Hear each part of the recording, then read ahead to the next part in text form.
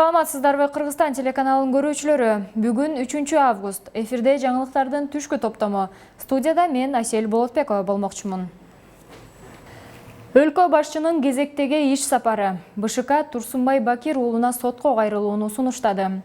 Элди чочулаткан Кавасаки синдрому. Ушул жана башка жаңылыктар менен алдыда кененирээк тааныштырабыз.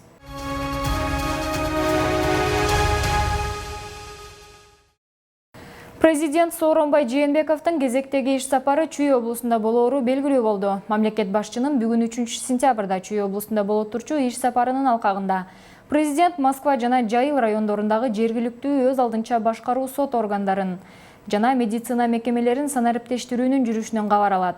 Ошондой эле өлкө башчы айыл чарба, кайра иштетүү ишканаларынын ишмердиги жана калкты таза суу менен камсыз кылуу боюнча долбоорлорду ишке ашыруунун жүрүшү менен таанышат.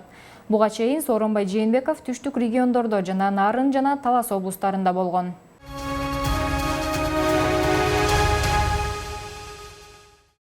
Борбордук шайлоо комиссиясы Турсунбай Бакир уулуна Бүтүн Кыргызстан партиясынын тизмесине байланышкан маселе боюнча сотко кайрылууну сунуштады. Мындай чечим 2 сентябрдагы жыйында кабыл алынган. Турсунбай Бакир уулу курултайдан кийин партиядагы талапкерлердин тизмеси өзгөргөнүн айтып арызданган болчу. Ал эми БШКнын мүчөсү Атыр Абдрахматова партиядагы талапкерлердин тизмесин түзүү иштеринде БШКнын кийлигише албай тургандыгын айтып сотко кайрылууну сунуштады. Жыйынтыгында комиссиянын 10 мүчөсүнүн ичинен 7 каттоодон баш тартууну колдосо. Нуржан Шайылдабекова, Атыр Абдрахматова жана Гүлнара Журабаева каршы болушту. Ал эми колдоо табуу үчүн эң аз 8 добуш топтоо керек.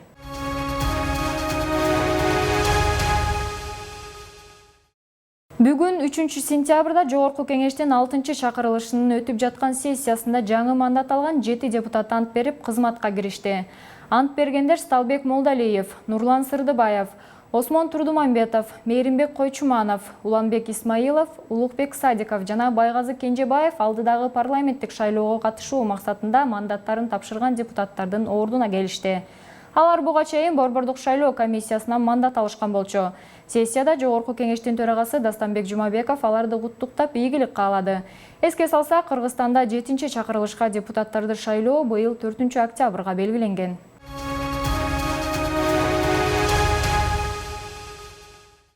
Россиядагы Кыргыз Республикасынын элчилиги билдиргенине караганда, аталган өлкөнүн аймагында кыргыз жарандары үчүн 11 шайлоо участкалары ачылды. Алгачкы 2 шайлоо участогу Кыргыз Республикасынын Москва шаарындагы элчилигинде жайгашкан. Ал эми калгандары Санкт-Петербург, Красноярск, Владивосток, Якутск, Иркутск, Южно-Сахалинск жана Сургут шаарындагы элчиликтердин кеңселеринде. Ошондой эле Екатеринбург жана Новосибирск шаарындагы башкы консулдуктарга бекитилген.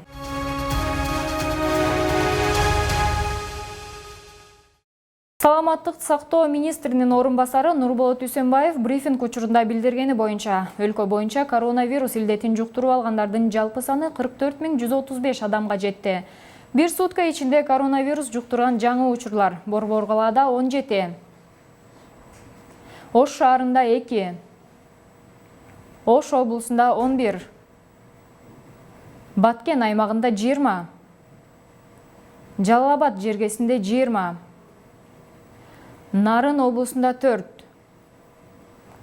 Таласта 6 учур, Чүй өрөөнүндө 3, ал эми Ысык көл облусу боюнча 16 адам катталды. Акыркы 24 саат ичинде коронавирустан көз жумгандар катталган жок.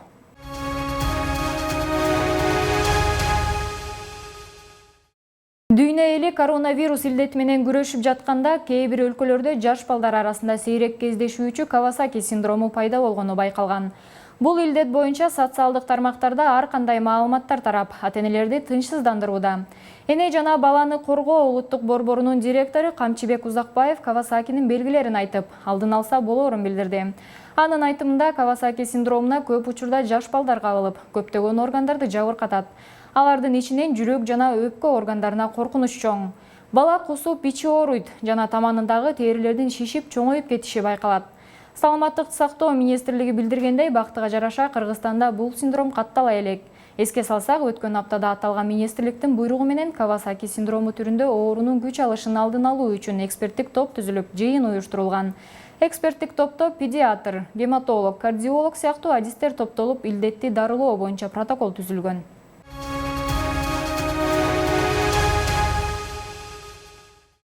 Глобалдык инновациялык индексте Кыргызстан 131 мамлекеттин арасынан 94-орунда. Рейтингдин сап башында Швейцария, анын артында Швеция, АКШ, Улуу Британия жана Нидерланд турат.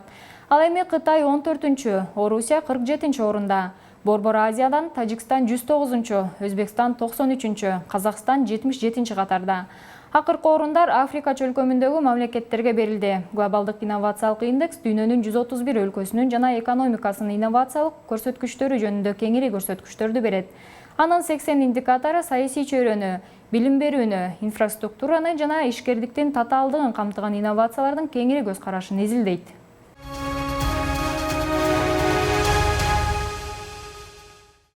Германиянын өнүктүрүү банкынын жардамы менен ишке ашып жаткан аймактарды өнүктүрүүгө багытталган ипотека программасы турак жай алууда аймактарга артыкчылык берүүдө. Бул кредиттерди Бишкек менен Ош шаарынан сырткары бардык жерде жашаган, үйү жок, турак жайга ээ болбогон муктаж жарандарыбыз KICB, РСК жана АКБ Кыргызстан банктарынан ала алышат. Кредиттер 15 жылга берилип, пайыздык чени 10% болмокчу. Кардар сатып алып жаткан үйдүн баштапкы төлөмү катары жалпы сумманын 20%-ын өздөрү төлөөсү зарыл. Бул кредиттерди 3 максатта алса болот. Биринчиси жаңы турак жай сатып алууга, экинчиси эски турак жай сатып алып реконструкция кылууга, ал эми үчүнчүсү үй салууну каалаган жарандын жеке өзүнө катталган жер тилкеси бар болсо, ошол жерге турак жай курууга насыя берилет. Бул аймактарды өнүктүрүүгө багытталган ипотеканы алууга бардык жарандар катыша алат. Ипотека ала турган жарандын өзүнүн жана жубайынын атына катталган кыймылсыз мүлкү болбошу керек. Эгер турак жай салынбаган жер тилкеси болсо, анда ипотека үчүн анкета толтурууда жер тилкеге үй салуу үчүн деп белгилеши керек.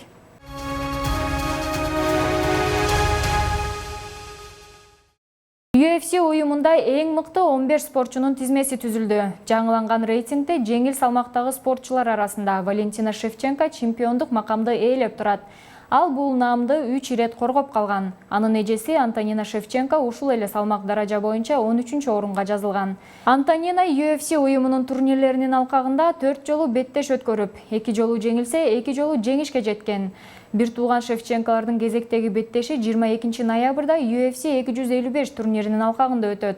Валентинанын атаандашы Женнифер Майя, ал эми Антонинанын атаандашы Ариан Липский болмокчу.